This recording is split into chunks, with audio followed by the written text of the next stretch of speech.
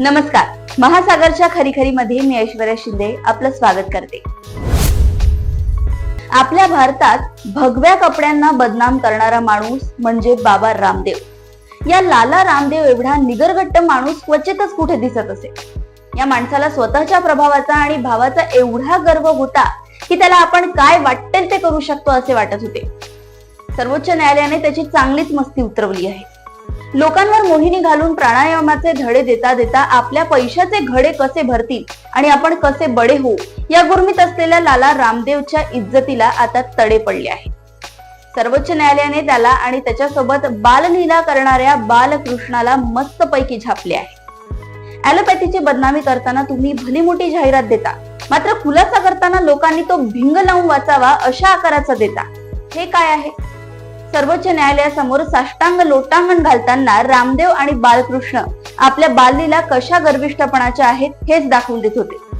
अखेर सर्वोच्च न्यायालयाने पेकाटात लाथ हाणताच आज या लाला रामदेव आणि लाला बालकृष्ण या दोघांच्या नावानिशी माफीनाम्याची जाहिरात मोठ्या अक्षरात प्रकाशित करण्यात आली आहे. ही जाहिरात प्रकाशित करताना ती फक्त काही वृत्तपत्रांनाच दिली आहे. ज्या वृत्तपत्रात मोठमोठ्या जाहिराती देत आपल्या भिकार औषधाच्या बढाया मारल्या त्या सर्व वृत्तपत्रात खुलासा केला नाही, म्हणजे कोणत्याही परिस्थितीत सुटका नाही. हे दिसल्यावर लाला रामदेव आणि लाला बालकृष्ण यांनी पुरते हात टेकले आणि आजची जाहिरात प्रकाशित केली. जाहिरात देताना जेवढ्या वृत्तपत्रांचा वापर करण्यात आला होता तेवढ्या वृत्तपत्रात खुलासा केला नाही. एकूणच लाला रामदेवच्या लीलांनी हा बाबा नसून लाला आहे आणि त्याला मालाशी कर्तव्य आहे हेच सिद्ध होत आहे. आपल्या महाराष्ट्राची उपराजधानी नागपूर येथे 230 एकर जमीन सरकारने लालाला अत्यंत स्वस्त दरात दिली आहे. त्या जमिनीचा ताबा घेताना 10,000 लोकांना रोजगार देऊ असे लबाड आश्वासन या बाबांनी दिले होते. 230 एकराचा भूखंड कशासाठी उपयोगात आणणार होता याची घोषणा करताना रामदेवने जे जे सांगितले ते काहीच झाले नाही.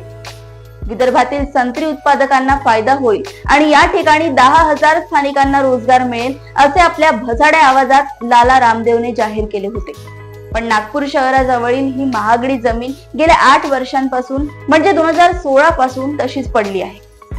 नागपूर शहरालगत शेतीचा दर 2 ते 3 कोटी रुपये एकर याप्रमाणे आहे. म्हणजे किमान 2 कोटीचा दर पकडला तरी या शेतीची किंमत 460 कोटी रुपये होते. या जमिनीवर सध्या एक लहानसे शेड उभारण्यात आले आहे. त्या ठिकाणी संत्री उत्पादकांना लाभ देण्याऐवजी एखादा मोठा शेडजी भेटतो काय हे पाहताना 8 वर्षे निघून गेली. आता प्रश्न असा आहे की स्वस्त भावात जमीन मिळाली पण अजून कोणतेही उत्पादन सुरू करण्यात आले नाही. अशा या रामदेवाला आणि त्याच्या सहकार्याला आता सरकार दरबारी अजिबात मान मिळत नाही. समोर एवढी मोठी निवडणूक सुरू असताना रामदेव बाबाची अशी काही फाटली आहे की तो आता ना सभा घेत ना कोणाशी चर्चा करत. भारतातील अनेक शहरात या बाबाने जागा घेऊन ठेवल्या आहे. तिथेही अशीच परिस्थिती आहे की नाही याबाबत काही ठाऊक नाही. पण शीतावरून भाताची परीक्षा करणाऱ्या आपल्या शोध पत्रकारांनाही या बाबा रामदेवांच्या जागा दिसू नयेत म्हणून त्यांना नियम डावलण्याची सूट देण्यात येत आहे का याचीही चौकशी झाली पाहिजे. पतंजली फूड आणि हर्बल पार्क कुठेही दिसत नाही. कितीही मोठ्या नंबरचा चष्मा आणला तरी त्याचे दर्शन होत नाही.